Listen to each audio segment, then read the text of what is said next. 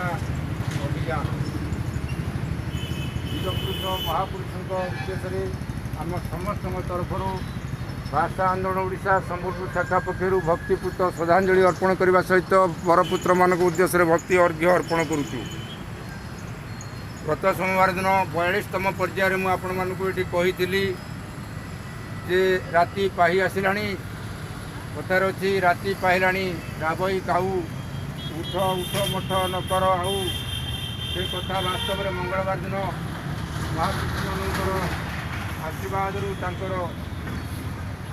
दयारु राज्य सरकार एप्रिल मास 1 तारिख दिन घोषणा करने को बाकी रही।